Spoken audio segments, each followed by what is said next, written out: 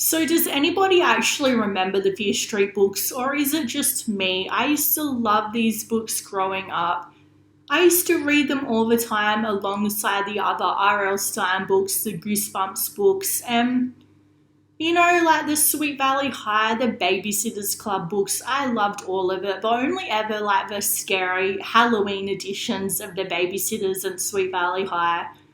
So I still love that scary stuff as an adult. So when I heard that they were bringing Fear Street to Netflix, I was really, really excited about it.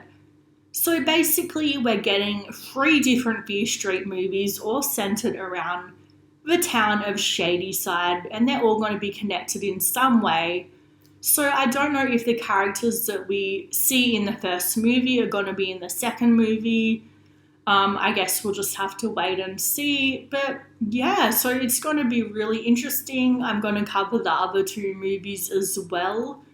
So if you want to see those reviews, please feel free to subscribe or like, because it really helps to boost my videos in the algorithm. But anyway, so it's really sad that, teenagers these days don't get to experience growing up reading those sorts of books, because secondhand bookstores aren't really a thing anymore. Like, I don't think I can even think of one secondhand bookstore that I even know of. I think they've all gone like the way of Blockbuster now. So it's sort of like how they had Goosebumps and the Haunting Hour TV show by R.L. Stein.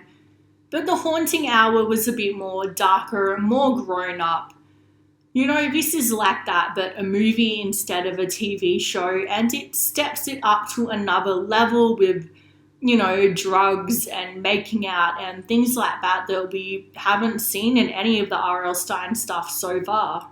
So one thing that I did have an issue with was the amount of times that it copied Scream. So Scream is something that has been copied so many times in the slasher genre, and I'm okay with that, It's like Child's Play, those sort of movies. There's so many movies that copy each other. And that's okay as long as it isn't too on the nose, In the beginning of the movie, it feels very much like the score of Scream, and then later on when they're showing the preview of the second movie at the camp, they're playing the School's Out for the Summer song, which they actually put in Scream, so that was very on the nose.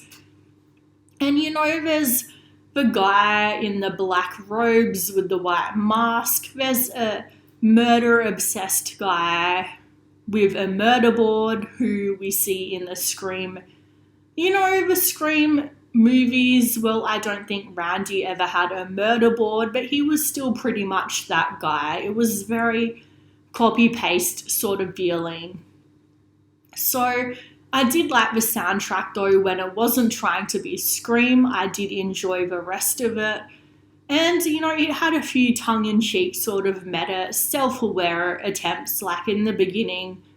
In the opening kill, we see a girl who is working in a bookstore where they sell the Fear Street books, but, they're slightly changed, obviously, to fit in the universe. But, it was fun in a way, and it could have just been so much better if they had just tried to be their own thing. Basically, it's about a town called Shadyside, which seems like it is completely cursed.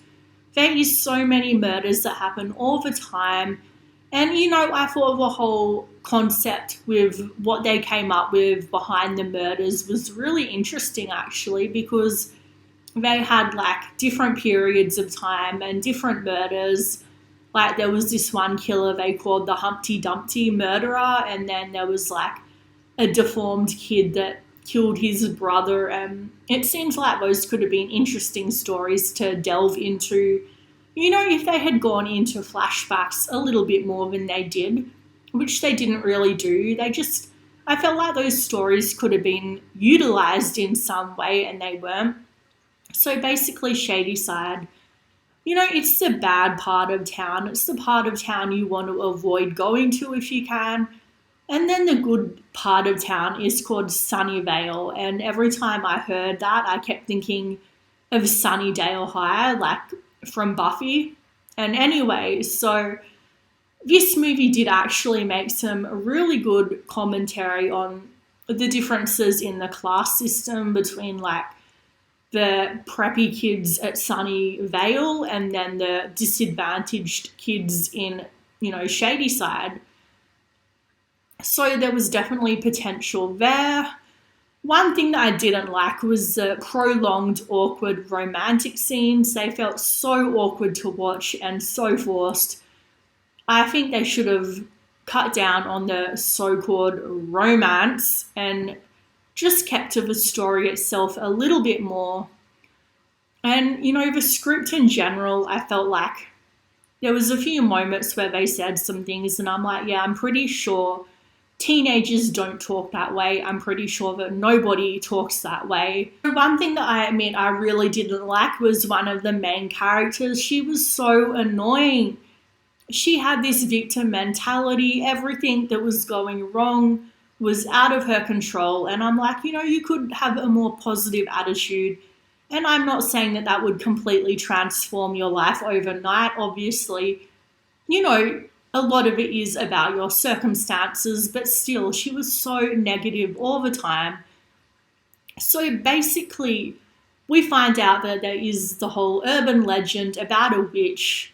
So this witch is the reason why the town is cursed and why so much bad things happen, because she has been possessing people to kill for her, so she gets her revenge because the people of Shadyside killed her back in 1666, which is very on the nose. 666, like, we get it, evil, Anyway, so she's possessing people and it's a bit of a weird storyline. It's like this girl somehow disturbs her bones and touches them with her blood or something, so the witch comes to kill this girl in revenge for accidentally touching her bones, and she reanimates like zombie style all these dead corpses of the people that she had possessed to try to kill people and sends them all after this girl. So they figure they have to try to team up to kill them all, sort of like Home Alone, Kevin McAllister style, setting all the booby traps to kill them. And that was a pretty entertaining scene, I admit. But I just wish they had focused a little less, like I said, on the romance and more on the story of like the witch, the urban legend behind the witch, what actually happened to her. I think that would have been really interesting. Basically, they come to the conclusion that the only way to stop the killers is for the girl to die. So they basically set her up to have a drug overdose, which was just messy and complicated. And I'm like, from the very beginning, why don't you just drown her?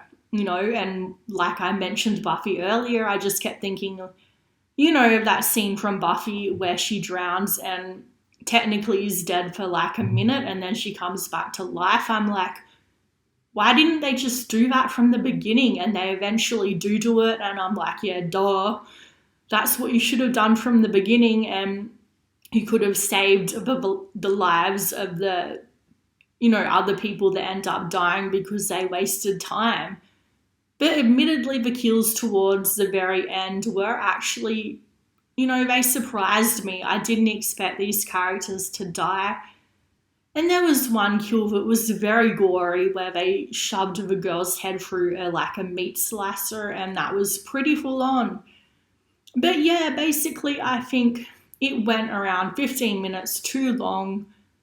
To be honest, I didn't really connect with the characters. I'm just going to be honest. I'm really feeling like I don't have a lot of high expectations for the next two movies, but still, I'm hoping that they will surprise me. So I would give this movie a C. So let me know what you guys thought in the comments down below. Did you enjoy it? Did you hate it? I would really like to know. Thanks, guys.